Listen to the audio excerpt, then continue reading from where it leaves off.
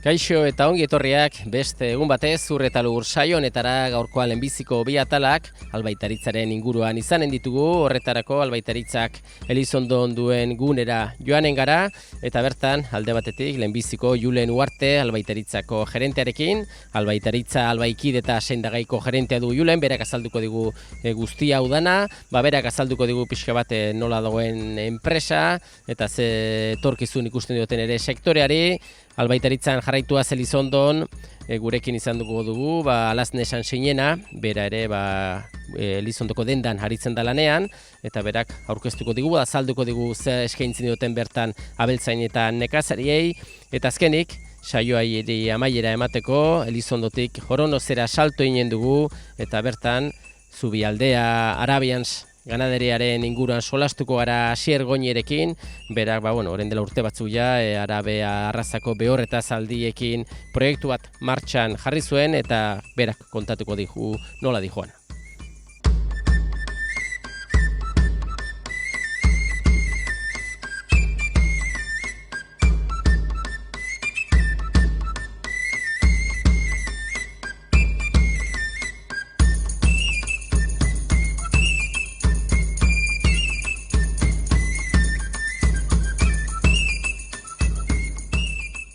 Saioaren hasieran esan dugun bezala gaurko honetan albaitaritzak Elizondon duen egoitzan emanin dugu saioari hasiera.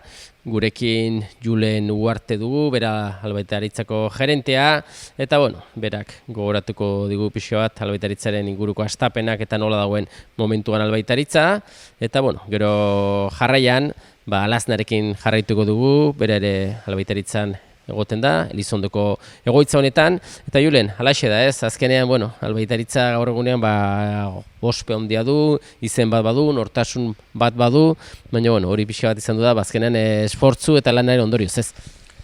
Bai, kontatuko dizut pixka bat betiko historia guretzako importantea denare nola hasi zen albaitaritza 1983an, hemen, Elizondon, Baztanen, eta hasi ziren Pello Astiz da Jose Manuel Azurmendi albaitero bezala, ez?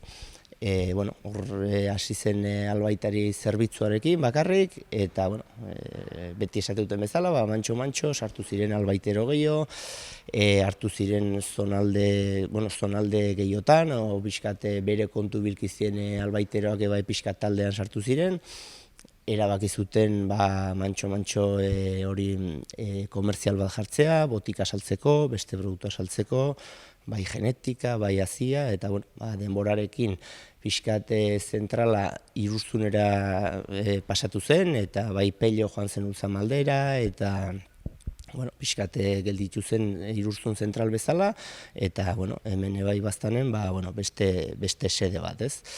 Hori izan da pixka bat bidea orain arte, eta gero kontatuko izkizut pixkat momentu honetan nola gauden estrukturatuak.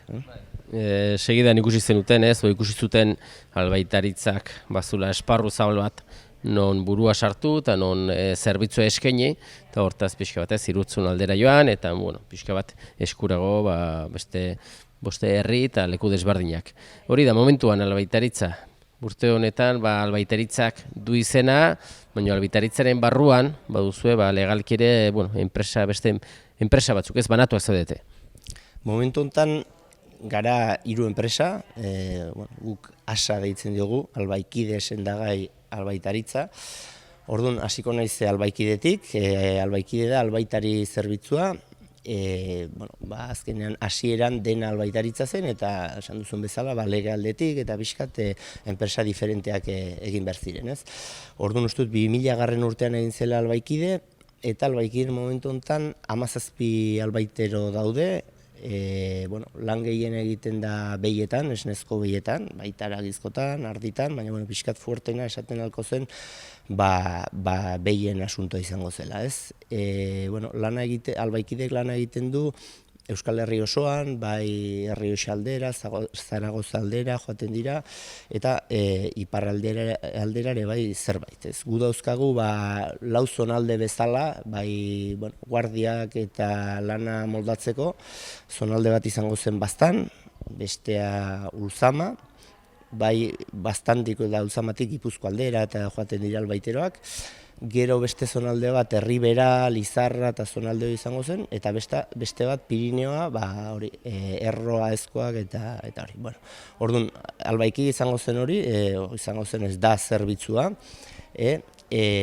bueno, eta gero ja izango zen albaitaritza, albaitaritza da komerziala, albaitaritzan produktu saiatzen gara saltzen ganaderoentzako produktu guztiak botika ezik. Botika legalki egon behar da beste enpresa batean, ez? Orduan, albaitaritzan momentu honetan asko lantzen da genetikan asuntoa, zaldien asuntoa, alimentazioan asuntoa, eta pixka bat hori esate dizut, botika ez den guztia, ez?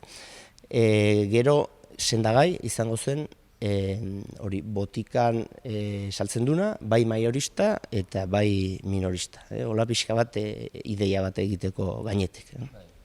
Orduan, hiru enpresa bezala, eta hiru enpresa hauen gerentea zeu zaitu, ez? Bai, orain dela 12 urte ja, hemen gaudela.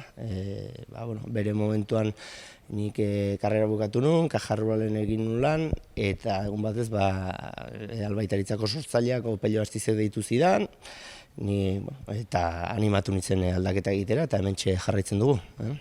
Orduan, pixu bat sektorea ere aldatu da, ez? Aldatzen doa, eta ikusten da, indarra handi hartzen ari dela genetikak, ez? Azkenean, dana hobetzea da, errendimendu gehiago ateratzea aziendari, eta horretan zuk ere, fuerte sartua zaudete, ez? Genetikan bai, orain dela hasieratik albaitero bezala uste dute genetika ibiltzen zutela, eta uste 96an erabaki zutela pixka bat genetika gehiago landu behar zela, fitxatu zuten Jose Etxezurieta, eta bera hasi zen pixka bat mugitzen, bai hemen, bai estatu mailan genetikan asuntoa, ez? Lan asko eginez, bidai asko eginez. Azkenean genetika gehiena ekartzen da estatu batuetatik eta Kanadatik, eta azkeneko gauza da, orain dela urte batzuk albaitaritzak eta kasu honetan Jose Etxezurietak apostu fuerte bat egin zula hazi sexatuarekin, eta konten gaude, zertaz ikusten dugu, izan dela azkenean merkatua horrera dijoala, bai hazi sexatuan asuntoakin, bai genomikakin, eta nahiko gustora gaude. Eta horre bizkate nobedade bezala, edo hain dela urte bat, hasi zen gurekin lanean Miren Sagarzazu, pixkate punto tekniko bat emateko eta gehiago lantzeko. Orduan, genetika aldetikan ere, ongia izate lanean, eta ipatuzu ez, 17 albaitiru albaikideen barruan. Bai, azkenean, badakigu ez, azienda edo abeltzainak urteko egun guztietan, ordu guztietan hor daude, eta zuek ere zerbitzua eskaini behar duzu, ez? Igual dio igandea izan, gaua izan, eguna, zuek ere antolatu behar zaretez, 17 albaitiru horiek, beti ere zerbitzu bat emateko preste egoteko, ez? Hoxe da, bai.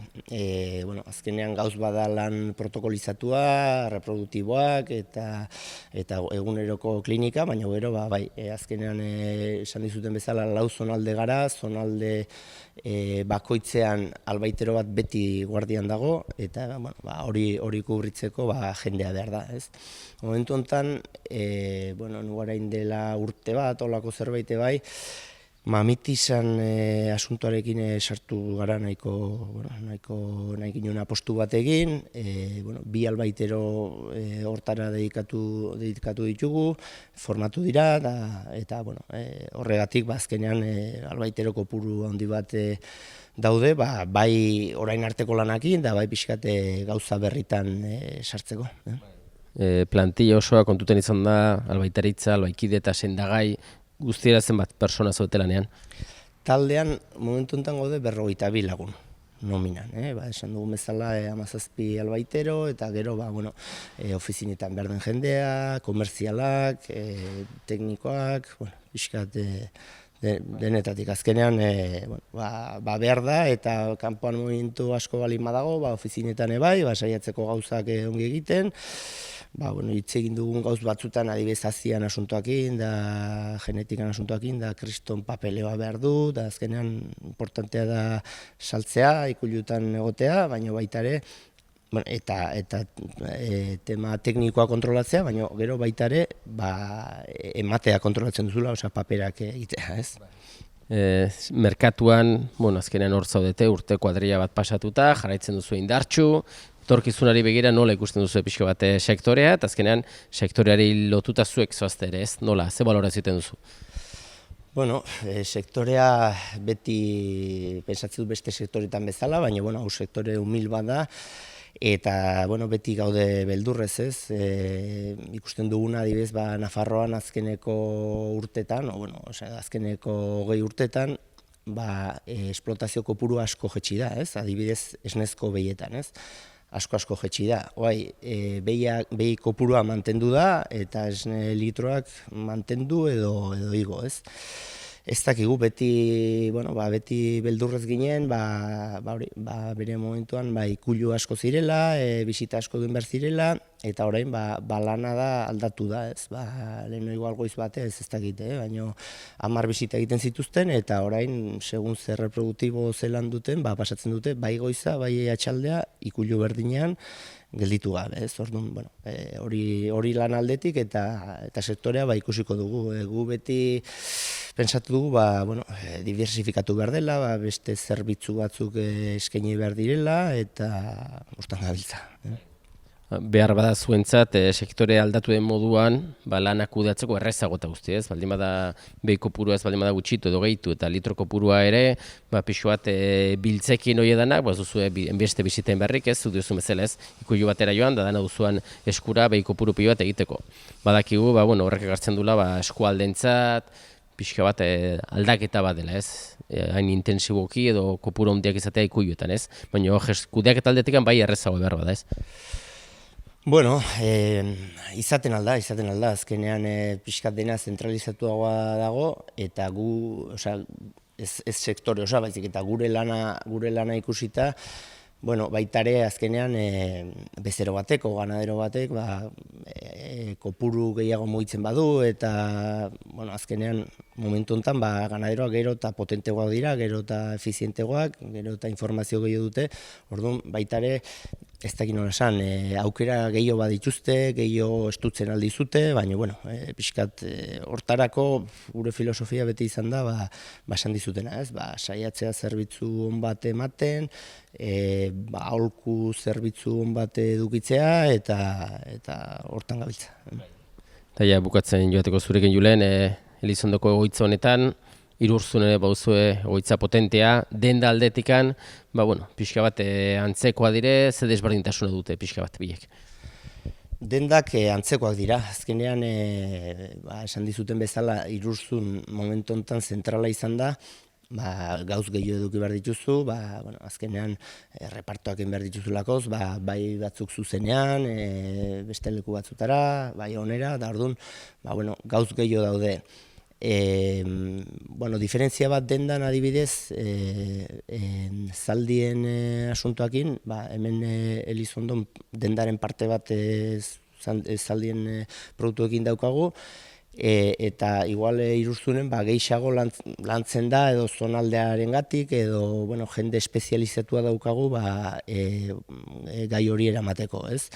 Eta hori denda aldetik, eta esate dizut, azkenean volumen gehiago, baina bestenaz produktuak antzekoak eta zerbitzua pentsatzen dute antzekoa.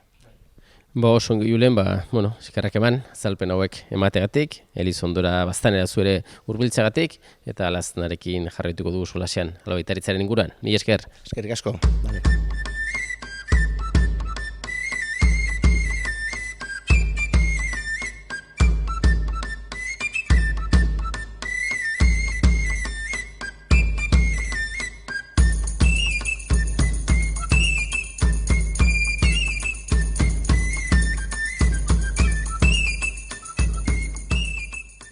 Elizondoko albaitaritzaren egoitzan jarraitzen dugu eta oraingoan, lehen Julenekin egon gara, eta orain Alazne San Sinenarekin gaude, bera, bueno, hemen egoten da lanean, eta horrelaxe da, ez, alazne, bazkenean bai Amagoia eta zu hemen egoten zarete, eta pixka bat bi atal bezala nagusi desberdintzen ditugu, bat denda ez, gero ikusiko duguna ze produktu eskaintzen dizuen, eta beste atal bat garrantzitsua izango zen pixka bat botikena, ez?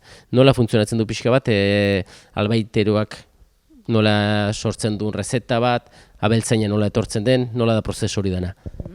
Bale, printzipioz jendea etortzen da unatez, botika erostera, eta orduan guk iten duguna da ordenadorean sartu eskaera, eta hoi iristen zaio albaiteroai. Orduan, berak ikusten du, zer eskatu diogun, eta egiten ditu errezetak, sinatzen ditu, igortzen dazkigu bueltan, eta orduan guia prestatzen dugu eskaera, eta bezeroari ematen diogu.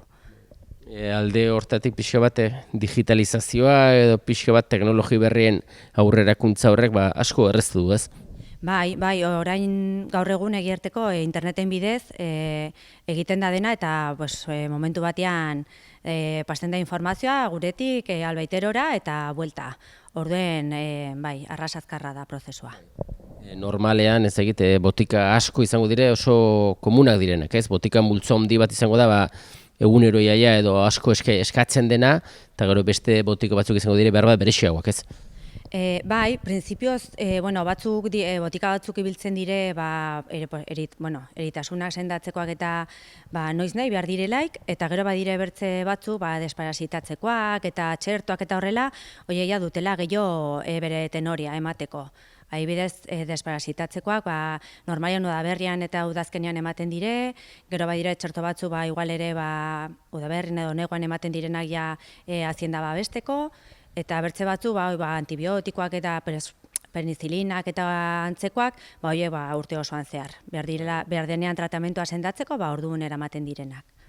Orduan, zuek ere estok bat izaten duzue, eta pixko bat estok hori ustutzen den einean edo zozer bereze baldin bada, galdetzen duzu ez, pixko bat irurtzunera edo zentralera, ez?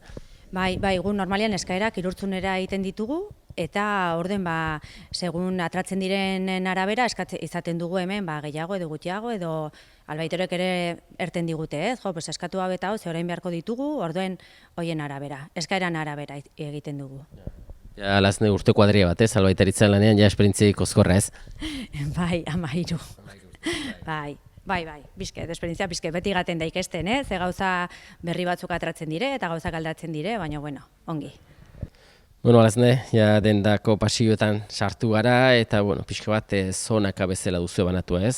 Zerkin topatzen gara sartuta segidan? Sartuta berehala dugu baratze eta loren txoko txiki bat.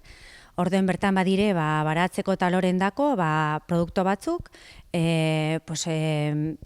zomorroen dako, eta bertze abonoak eta bar. Eta hor, berezi pizkat duguna da, badirela gauza batzuk ekologikoak. Egierteko jendea gero eta gehiago eskatzen dazkigu gauzoiek, baratze eta lorendako eta badire, hori abono gisako batzuk, pozoin batzuk ere, baino ekologikoan ibiltzen aldirenak, eta hori da pizke eta aipagarriena. Garrantzitsua da, ez? Azkenean, hazien da duna edo ez dunak ere, badaki azkenean baratze txiki bat iten badu, behar dire, oaziak edo tratamentuak egin, eta, zuk ere zerbitzu hori eskaintzen duzue. Eta, beste pasio honetan?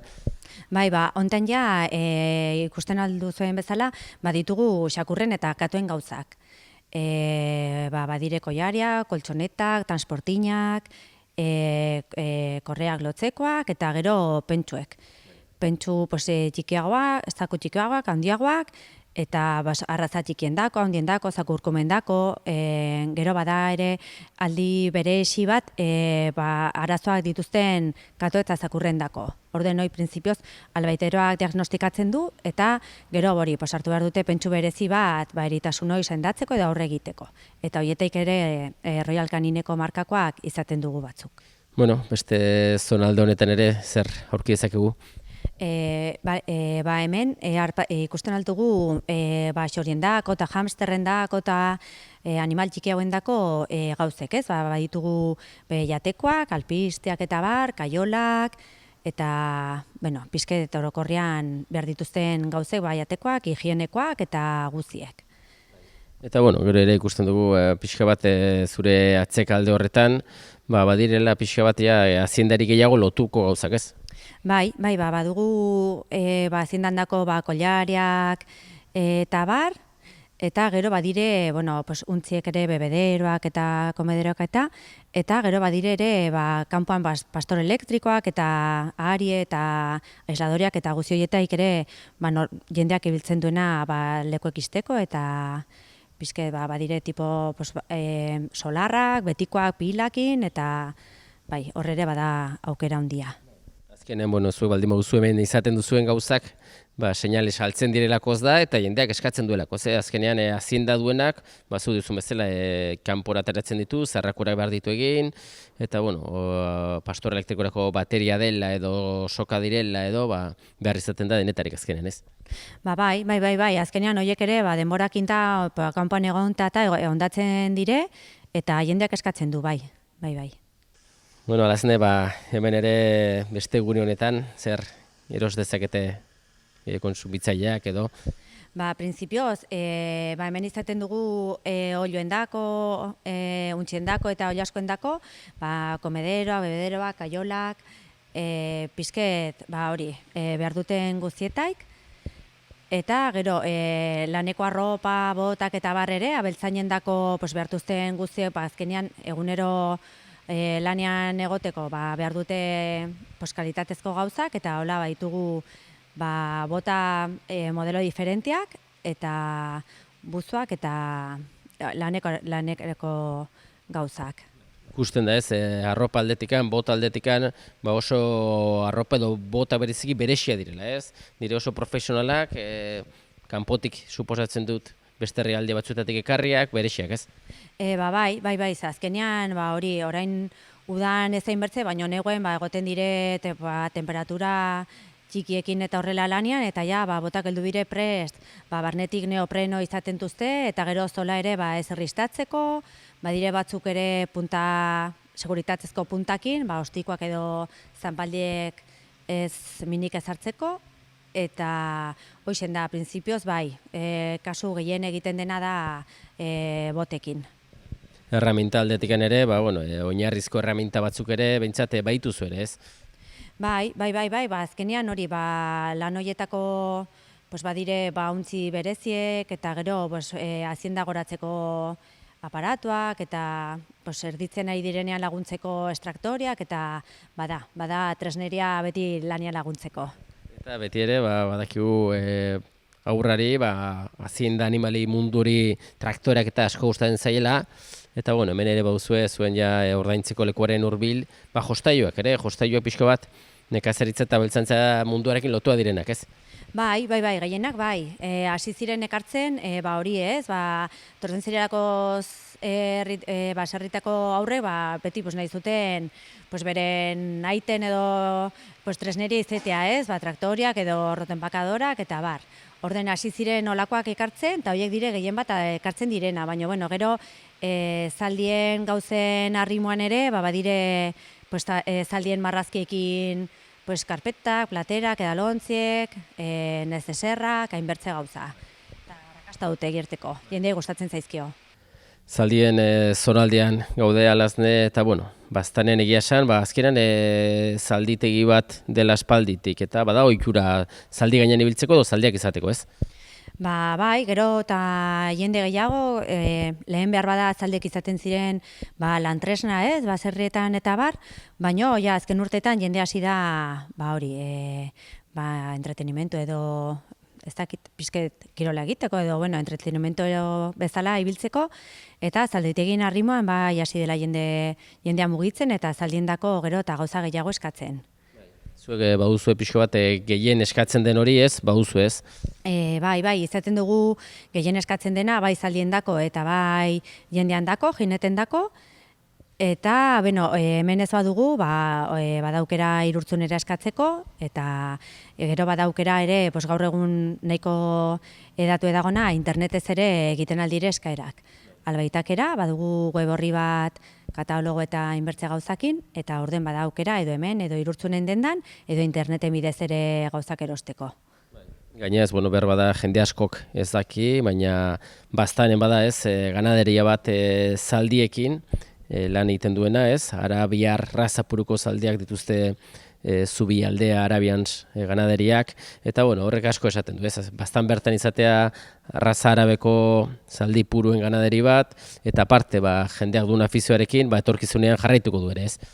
Pentsatzen dugu baietz, azkenean da gai bat gero eta gehiagora gaten nahi dena, eta zuk erran bezala, azkenean zalditegian aitzakiak gero ja sortzen bada bertze ganaderia horrekin, eta azkenean gauza bilatzen gaten dire, eta hori bai, zaldiak gero eta garrantzia handiagoa du, eta pentsatzen dugu horrela segituko duela. Horrelaxe, ikusi duzue gaurkoan albaitaritzan ibili gara lehenbiziko bi atal hauetan, Julenek azaldu dugu albaitaritzaren nondik norakoak pixka bat, eta Alaznek, konkretuki dendako aferak, eskerrik asko zure Alazne, eta zuek ere ongi ibili. Bale, eskerrik asko zuei, eta berdin.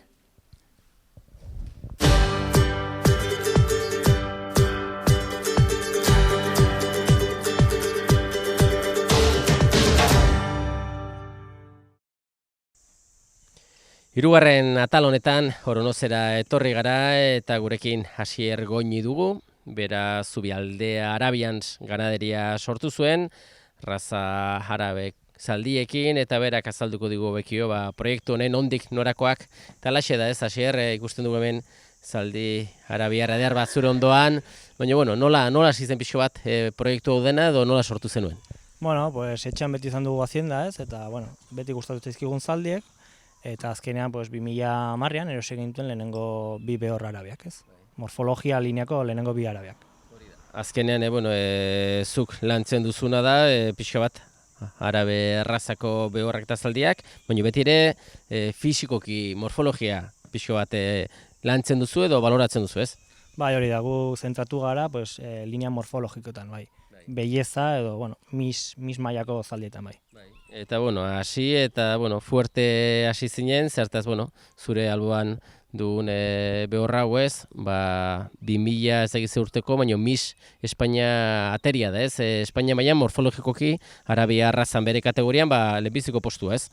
Hori da, 2017an, Segovian irabazi ginen Espainiako txapelketa, moxal kategorian, 3 urtekoetan, Orduan ja, hor ikusten dugu ja txapeldun bat, eta bere gure aurrean hemen bihurrik eritan duguna, bere ezagite moxala ere ez? Hau duela bi hilabete jaio zen, eta da bere lehenengo moxala, Eta ez nola nahikoa, zere, ama badakigu ja Miss Espainia dugula, eta bere aita ere ez da duzen ez? Hori da, bere aita 2017an ere munduko txapeldun izanekoa da. Orduan, ikusten da, genetika zu ere saiatzen zarela hobetzen ez, eta ez dakit pixka bat zainketa aldetikan. Ikusten dugu genetikoki jaiotzaz itxura oso polita duela, zainketa behar dituelako behor edo zaldi arabiar batek. Azkenean hauek ez dire zaldiek izaten ustete, ez? Baina bai saiatzen gara urtean zehar, azkenean hilea ongi maintentzen, negutan jartzen diogu lo egiten duten mantekin, gero udan dutxa asko, horrazten du ia egunero, saiatzen gara, pollitak edukitzen urte osoan zehar, Eta, zure dituzun buruku puruetatik, oberena behar bada ama behor hori bera duzu, baina behituzu gehiago ere ez? Momentuetan, batugu 7, 3 ama, eta urten jaio zaizkigu 2, eta, batugu, ez dugu haunitz iduki nahi, eta kalitate aldetik nahiago dugu iduki gutxi eta kalitate honekoak. Ez dakit arabe arrazako zaldi behor hauek oso baloratuak dire, ez? Azkenean, bai zaldi gainean ibiltzeko ere, arraza purua baloratua da eta morfologikoki ere ez? Hori da, ez, hau da erraten dutenaz arrazarik antiguona, eta hemen agien ez dago hain oso baloratua, baina Arabia Saudi eta Marrueko eta aldi hortan bai dagoela oso baloratua, ez? Da haien zaldia eta bai. Ez dakit mendikan aurrera ja ez txapelketaren bat ja aurki baduzu edo zer duzu eskuartean? Momentu hauetan badugu bat moxal bat, dago Bartzelonako zentro entrenamendu batean prestatzen, eta hilabete bukaeran edola hartuko du parte txapelketa batean. Eta gero helduen urtean, Dariak ere segurunik Frantzialdean hartuko du parte. Moxalura ongi heldu da genetikoki eta itxura polita edo... Bai, konten gaude, bai. Moxalura honek genetikoki honena zer da edo beste aparte da? Bai, ama berar dute eta aita ere nahiko antzekoa da, bai. Genetik aldetik porcentaje altoa du unen berdina. Orduan ere, bueno, hau ez da ejemplar edo buru bakarrola izugarrizko kalitatea duna, atzetik heldu den horrekin eskaintza baduzu ere ez? Bai, hori da, ez, azkenan gure helburu da beti mejoratzen gan, ez? Bai, generazio mejoratzen. Moxal hau, orain dela hilabete pare bat jaio dena, txapelketan hasteko noiz ze adina izaten dute? Orai azken aldean hasi direiten futurity maila bat, urtean jaiotako urten beraz, konpetitzen altzuen. Baina, bueno, berez, urte batekin hasten dire bakarrik. Aurten konpetitu bako zuen amarekin, eta jaldun urtetik aurrera, bakarrik, bere klasean. Eta, bueno, genetikoki hobetzen joateko, zure kasuan, hazia erosi behar da, ez? Inseminatzeko. Ez dakit, asko mugitu behar da, azkenean sektore honetan, pixka bat kalitatea nahi baldin baduzu, mundu mailan oso zabaldua da arraza hau, arabe arraza, tokatzen zaizu zure ere, buelta batzuk kanpoan ibiltzea. Bai, saiatzen gara, ez, azkenean badakigu zeitxan ze behar ditugun, orduan saiatzen gara, Europa aldean edola, begiratzen sementalak, ez, eta egiten ditugula urtean behin edola, tur txiki bat, aukeratzen zein den sementalik egokiena. Orduan, sementala duenak ere, ez du negozio txarra, ez, oso ona baldin badu, eta badakigu azitikan haunitz ateatzen dela, ez, hazi asko izan da, beti ere, negozio polita gura, ez. Bai, hori da, ez, azkenean baldin baduzu sementalon bat, jubilatzen altzara. Bai. Zure kasuan, Moxal hori, arra duzu, ezagit, ze asmo izango zen ganaderarian, ze etorkizun emango zenion? Bueno, pentsatu dugu eldun urtean, segurenik txapelketan parte hartzea, eta ikusiko dugu gustatzen zaion txapelketak, edo balio duen, edo ez, eta, bai, saiatu gara urte pare bat edola, etxean edukitzen, bai. Eta, txapelketak ere eskaparate polita da, ez? Azkenean baten bateri gustatu ezkero ere, ordaindu ezkero ongi, zertaz ez, saldu igual. Bai, ez, azkenean hau da hobi bat nahiko garestia dola, eta gure aukera bakarra da txapelketetan ongi parte hartzea, eta izena hartzea, edo publizitate eskaparate bat da guretako, bai.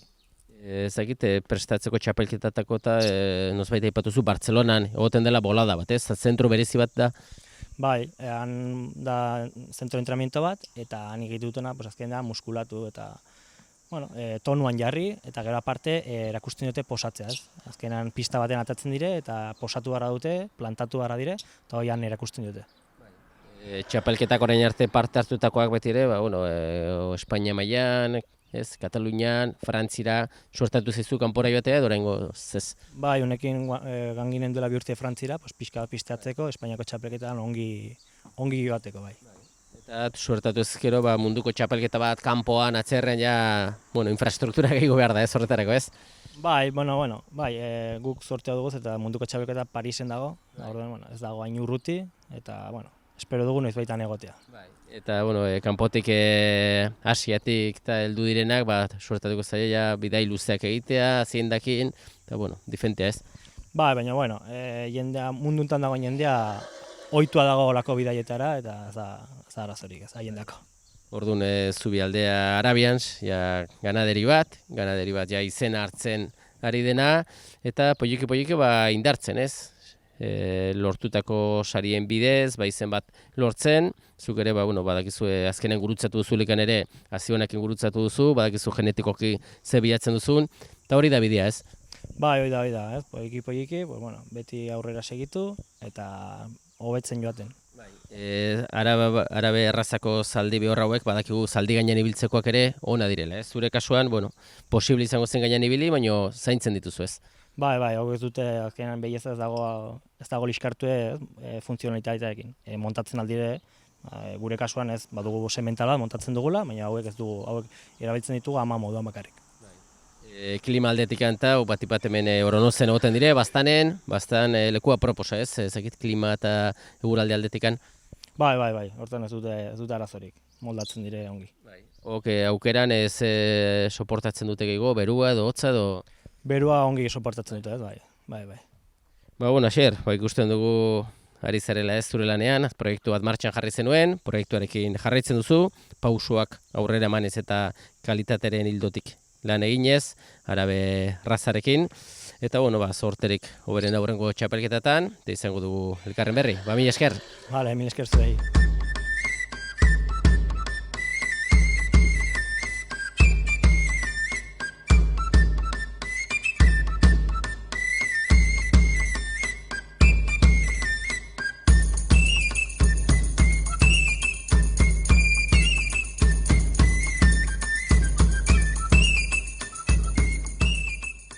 Besterik gabe, agur esateko ordua iritsi zaigu, agur esango dizuegu itzaletatik, udan gaude eguzki handia dago, eta eskerrak emanez zuen arretagatik agurtzen gara datorren saio arte. Ongi segi.